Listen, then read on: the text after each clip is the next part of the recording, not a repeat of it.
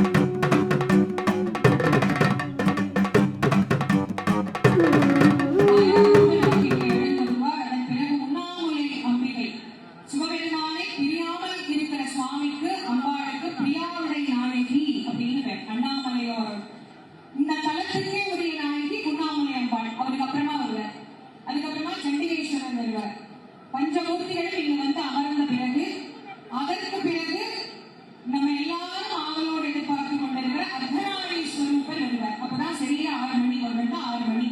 அதனால ஒவ்வொரு சுவாமியா வரும்போது அவர்களை நாம் அன்போடு வரவேற்கணும்.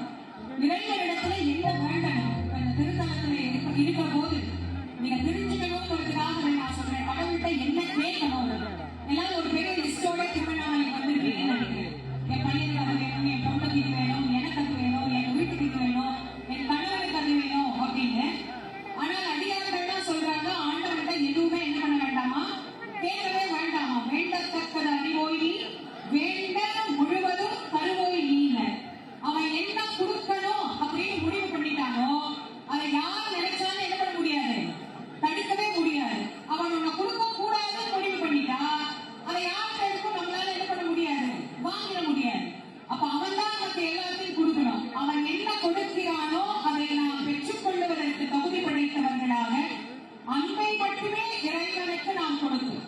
இறைவன் எதன் வடிவம் அப்படின்னா அன்பின் வடிவம். அதனாலதான் திருமூலர் திருமந்திரத்துல மிக அழகா சொல்றார், அன்பும் சிவமும் 2 என்பர் அறிவியர், அன்பே சிவம் என்று 6 அறிவியர், அன்பே சிவம் என்று யாவரும் அறிந்த பின் அன்பே சிவமாய் அமர்ந்திருந்தாரே அப்படின்னு. அன்புதான் சிவம், சிவம் தான் அன்பு அப்படின்னு நமக்கு காட்டக்கூடியதாக இறைவன் அன்பின் வண்ணமாக இங்கு எழுந்தருளி என்றார். அவரை நாம் அன்போடு உள்ளத்திலே காதலோடு காதலாகி கசிந்து கண்ணீர் மல்கி ஓர்வார் தம்மை நெறிக்கு உயிர்ப்பது வேதம் நான்கிலும் மெய்ப்பொருள் ஆவதும் நாதன் நாமம் நமச்சிவாயவே அப்படின்ற அந்த நமச்சிவாய நாமத்தை நாம் மறவாது அவரை எப்போதும் அன்போடு அவர்கிட்ட அன்பு மட்டுமே கேளுங்க. அண்ணாமலையாரே என்னைக்கும் எனக்கு அன்பு, பார்க்கும் அனைத்தும் பின்னர் சிவமாக காணப்படும். எல்லாத்தையும் சிவமா பார்க்க ஆரம்பிச்சுட்டோம் வச்சுக்கோங்களேன், ஒரு காலத்துல சிவம் நமக்குள்ளே தெரிந்து நாமே சிவமாக மாறுகிற தன்மை வரும். அப்பதான் திருமூலர் சொல்ற, உள்ளம் பெருங்கோயில் ஊருடம்பே ஆயிரம், வள்ளல் பிரானாருக்கு வாய் கோபுர வாசல், தெள்ள தெளிந்தாருக்கு ஜீவன் சிவலிங்கம், கள்ள புலனைந்தும் காணா மணிவிளக்கேன்னு நமக்கு சொன்ன அந்த அழகான ஆனந்தமான அன்பை சிவபெருமானிடத்திலே இருந்து நாம் பெற்றுக் கொள்வதற்கு தான் இந்த ஆலயத்துல வந்து தவம் செய்து விரதம் இருந்து இந்த இறைவனுடைய அருள் காட்சியை நாம் காண வேண்டும் அப்படின்னு இங்க அமர்ந்திருக்கணும். அவங்க அண்ணாமலையார் வரும்போது அண்ணாமலையார்ட்ட நீங்க கேட்க வேண்டியது என்ன அப்படின்னு நான் சொல்லிட்டேன். எல்லாரும் அவரவர் ஒட்டுமித்த கருத்தோடு ஒரே சிந்தனையோடு மனதை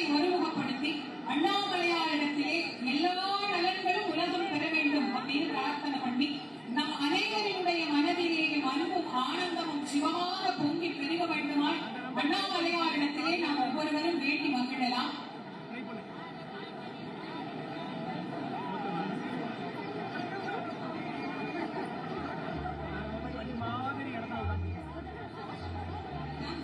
மாசில் வீணையா? ஆமா, நான் நிறைய எல்லாருக்கும் சொல்லியிருக்கேன். மாசில் வீணையும் மாலை மதியமும் வீசி தென்றலும் வீங்கின வழியிலும் மூசு வண்டரை பொய்கையும் போன்றதே ஈசன் எந்தை இன. தீபம், விளக்கேற்றும் எண்ணெய் மற்றும் அகர்பத்திகள் ஒரு தெய்வீக அனுபவம்.